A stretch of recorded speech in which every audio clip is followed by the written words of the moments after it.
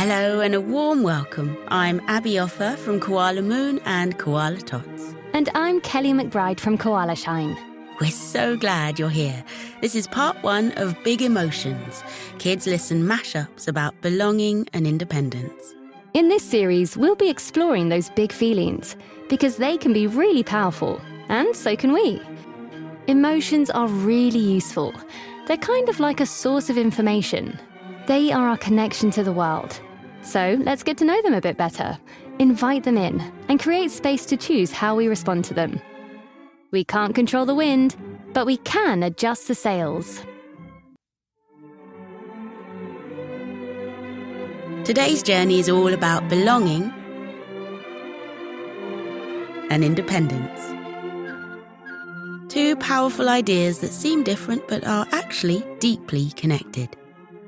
Because we had so many amazing thoughts on these feelings to share, we decided to split this adventure into 2 episodes. So be sure to tune back in for the second instalment on Thursday. Belonging and independence are 2 ideas I really think a lot about. To me, belonging is about being with my tribe, the people who love me and let me be myself, like my family or closest friends. And I've always had a really fiercely independent streak. As a kid, my catchphrase was, "I do it." Whether dressing myself, usually backwards, or cutting my own hair, not recommended.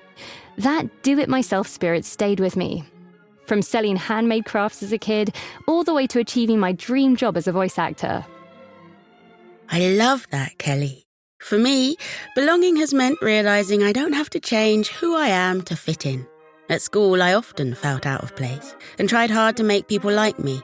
But as I got older, I learned that feeling comfortable with myself was the real key to belonging. I've also always cherished my independence, like travelling through Southern Africa alone as a teenager, or moving countries in my 20s, but independence doesn't always mean big adventures. It can also be small things like reading by yourself or making your own lunch.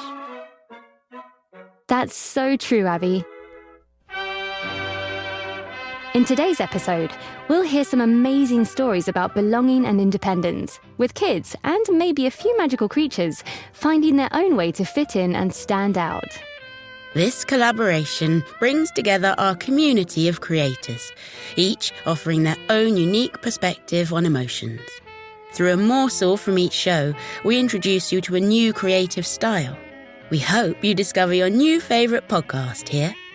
In this episode, you'll hear from 6 different Kids Listen shows. We begin with Noodle Loaf. I can't wait to get started. Me too! All right, let's find a comfy spot then, settle in, and let's dive into these inspiring stories about belonging and independence.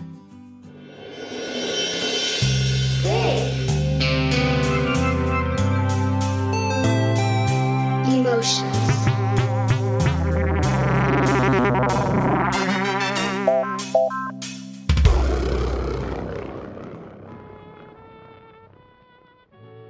Have you noticed the intro music throughout our mini-series?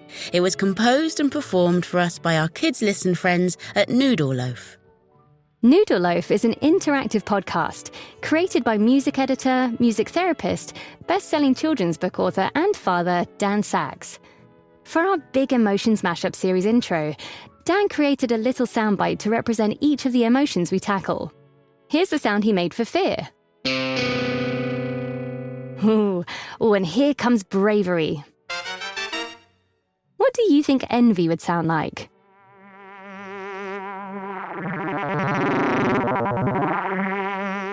How was that? And openness? Oh, I love that one.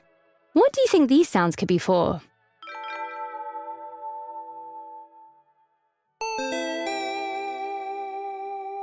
They are belonging and independence, the topics of this episode. Isn't it funny how sounds can touch our emotional heart? Sounds can be powerful helpers, and music is a great tool in our magical emotions toolbox.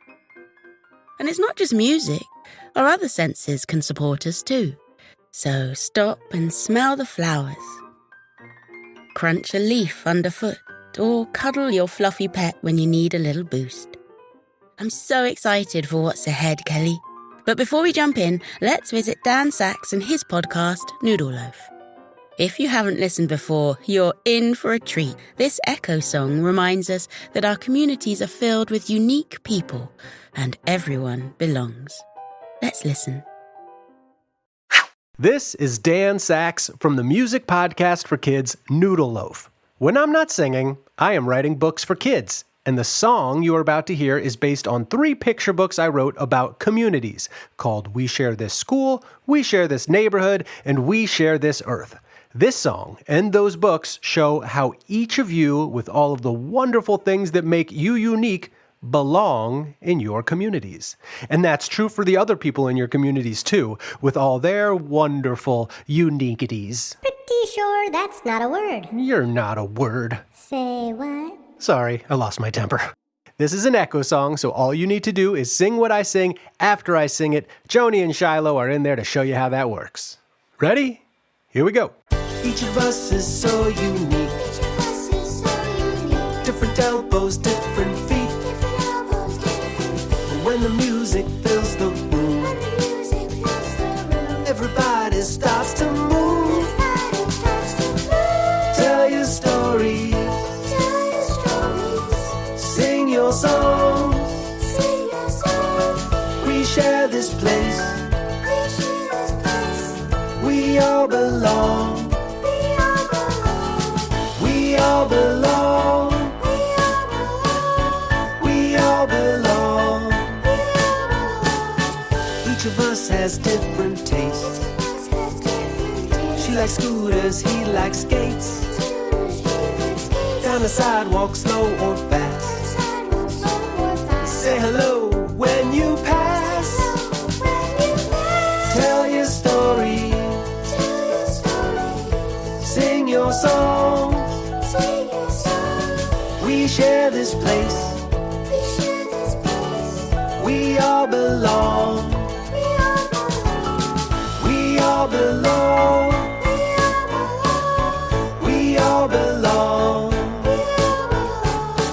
We all belong. We all belong. Each of us thinking thoughts. In our heads connecting dots. When we listen, when we share, community fills the air. Tell your stories. Sing your song. We share this place. We all belong. We all belong.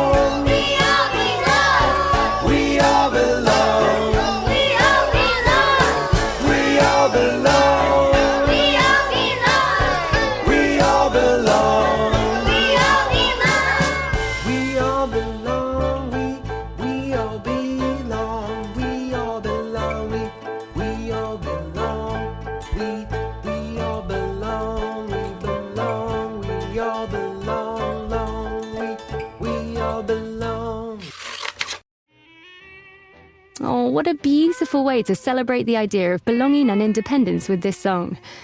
I love how it showcases the individual traits a child might have, while showing how they still belong in the collective.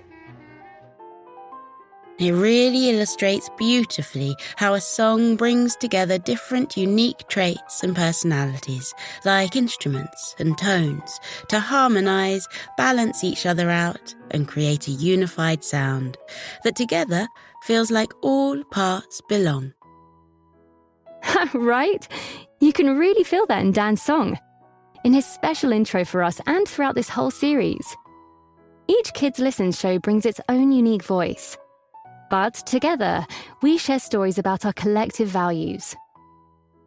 We hope this series helps you to pause, reflect, and understand your emotions a bit better. And maybe even yourself too. That's such a cool idea, Kelly. Let's pause and think about belonging. Can you picture a place where you feel totally yourself? Comfortable, accepted, connected? That's belonging. It's knowing you matter. Now, let's flip it. What makes you, you? It might seem simple.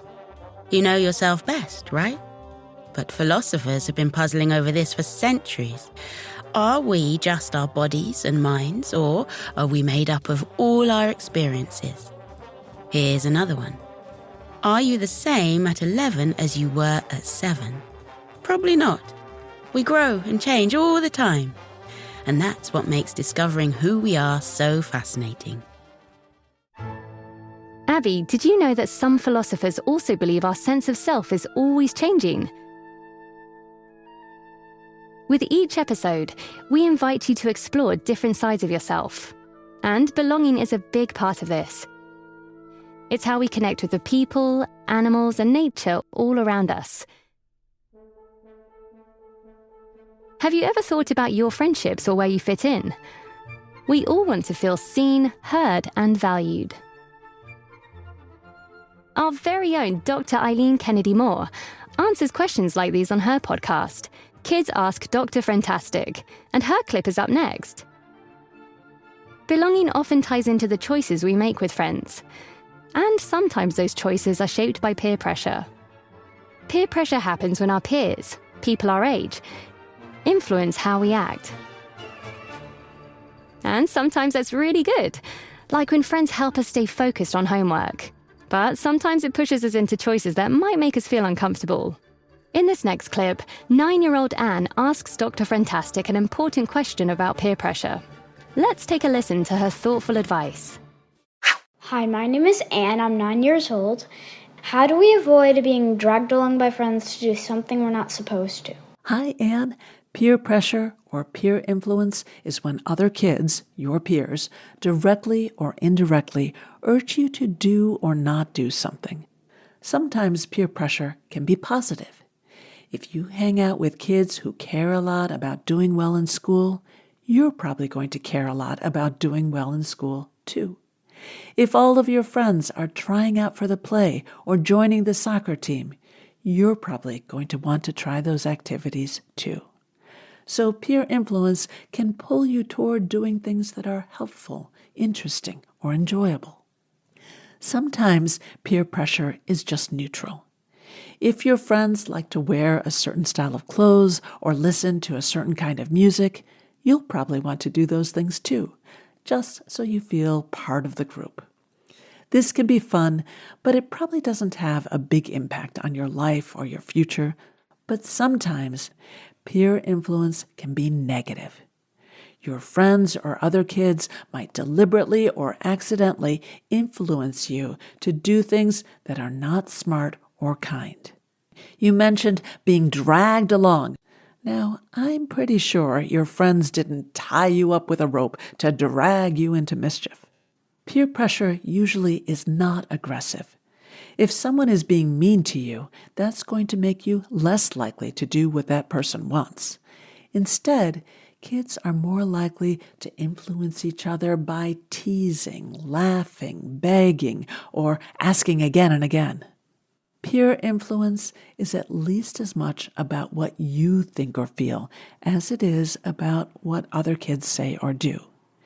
If you believe that other kids will get mad at you or won't like you or will think you're a wimp or a scaredy cat or a goody-goody if you say no, and you think you can't handle that, then you're more likely to go along with what they want, even if it's not what you want.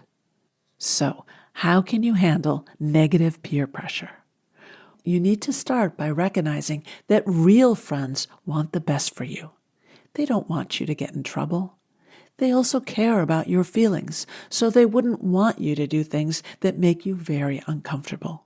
If kids are strongly urging you to do something bad, dangerous, scary, or super uncomfortable for you, they either have poor judgment themselves, they don't know you very well, or they're not real friends to you.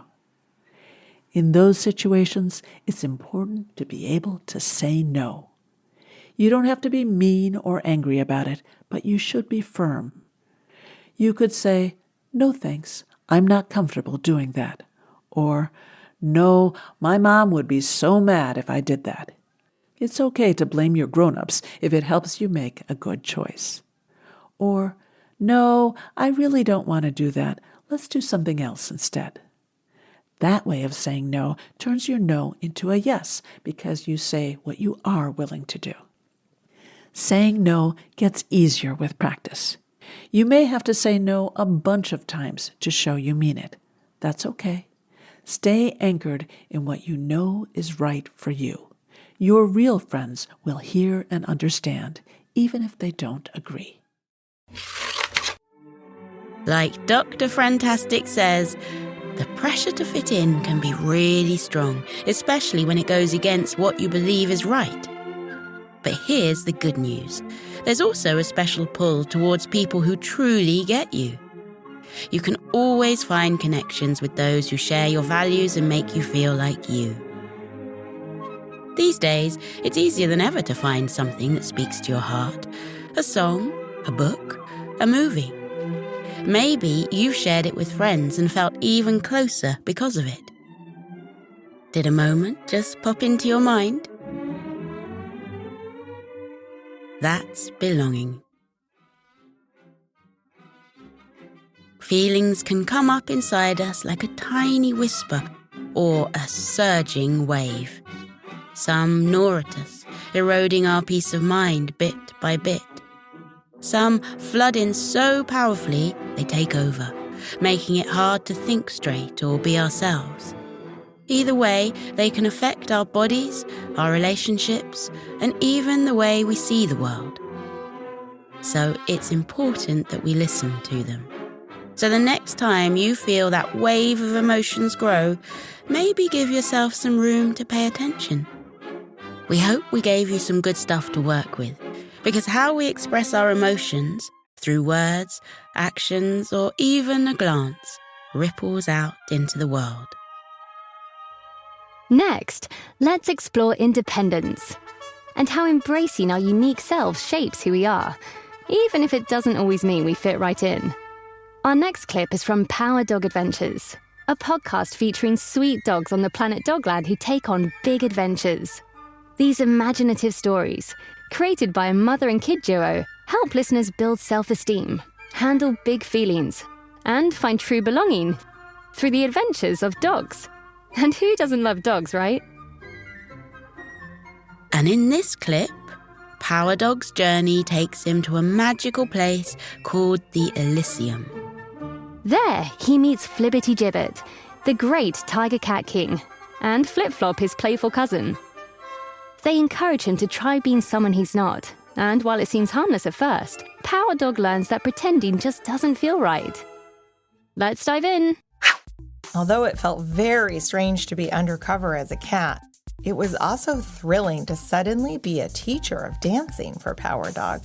It was only just days ago that he had been a struggling student himself, but the way his powers were enhanced here in the Elysium made him feel powerful, capable, strong, and confident.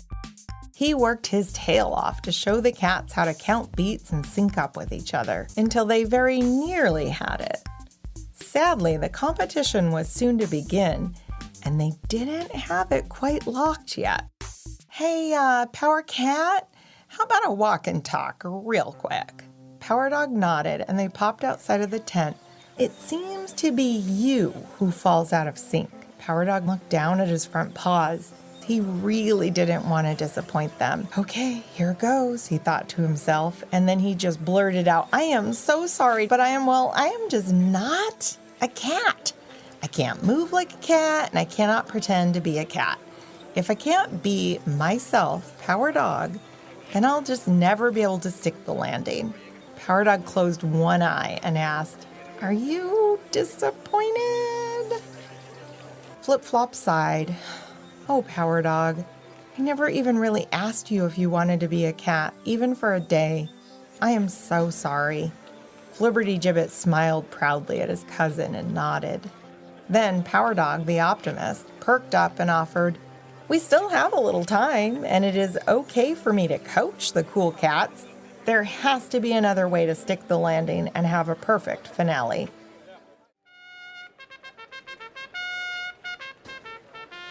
The cool cats entered the arena. It was their turn to compete, and Power Dog felt that everyone in the stadium was holding their breath.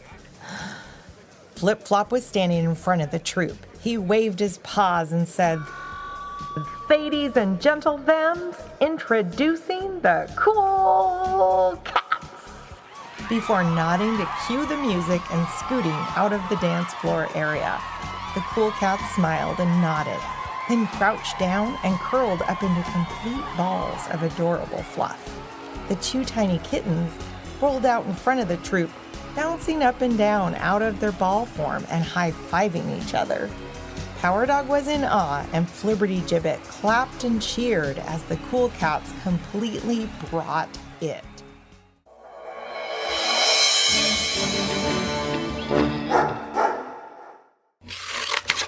Wow, that gave me gladiator vibes. Except, instead of, "Are you not entertained?" it's more like, "Are you feline good about yourself?" Power Dog's adventure as a power cat shows how tempting it can be to fit in by trying to pretend you're someone else. But in the end, he realizes that staying true to who you are is what makes you belong. Yep, exactly. The connection between who you are, your sense of self, and belonging is deeply intertwined. It's like a feedback loop. How we see ourselves influences how we fit into the world, and our sense of belonging can shape how we understand who we are. Is that a bit confusing, guys? Well, try and think of a time when you felt like you were seen for who you truly are. Who are you with? It's kind of a dance. Your sense of who you are helps guide where and how you seek belonging, and where and how you belong helps clarify and strengthen your sense of self. Exactly. Power Dog's choice to be himself, even if it means taking a big risk, shows real independence. It's not easy to stay true to yourself, especially when you're worried about disappointing others.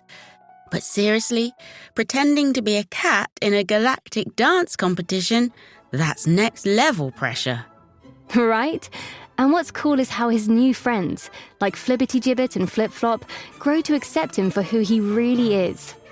Even if he's not a cat, they realize it's his doggy awesomeness that makes him special. It's a great reminder that real belonging happens when everybody celebrates each other's true selves. Yes, Power Dog teaches us that being yourself is the best way to find your place in the world, and to help others find theirs too. We've explored a lot about belonging and being true to yourself in this first part of our journey. Before we say goodbye for now, take a gentle breath and tune into how those feelings land with you. Belonging isn't just about being part of a group. It's about feeling seen, valued, and accepted just as you are. Keep these feelings of belonging and independence close over the next few days. Notice the moments when you feel connected to friends, to family, or even just to yourself. And when you don't feel like you fit in, remember your uniqueness is what makes you shine.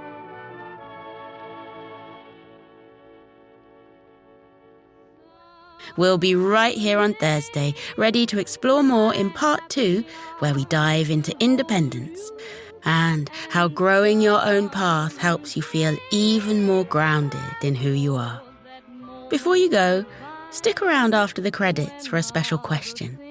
We hope it sparks a great conversation with someone you love. Thanks so much for listening and being part of this special Kids Listen mashup. Until next time, stay curious, stay kind, and remember, big emotions aren't something to fear. They're something to feel. This episode has been a Kids Listen collaboration created by Tal Kelly, Jenna Clark, and Dr. Eileen Kennedy Moore, hosted by me, Abbe Opher. And me, Kelly MacBride. This Big Emotions Kids Listen mashups about feelings is produced by Tal Kelly. Executive writer Jenna Clark, content director at Sleepiest and Koala Kids. In consultation with Eileen Kennedy Moore, PhD, an author and clinical psychologist based in Princeton, New Jersey. A special thanks goes out to all of our contributors. We place links to our featured podcasts in this episode's show notes. Our intro music was created and generously provided by the wonderful Dan Sachs of Noodle Loaf. You can find full music credits in the show notes. If you'd like to share your artwork, another powerful way to express emotions is through art. Email a photo to kidslistenmashups@gmail.com and we'll proudly share it on social media. Educators interested in applying this as an SEL resource in their classroom can find a PDF guide in the show notes. If you enjoyed this episode, please leave us a nice review or share the show with someone you love. Thanks for tuning in to your emotions, as well as our mashup. And now, for our question. Imagine you walk into a room full of people you don't know. Some kids look for someone friendly to talk to right away. Other kids hang back and watch for a while. How do you begin to connect when you meet people for the first time? If this question got you thinking, let us know in the Spotify comments or in a review. We'd love to hear how it made you feel. And if you have any of your own thoughts or questions about this topic, our very own Dr. Fantastic will be joining the conversation in the Spotify comments too. See you soon.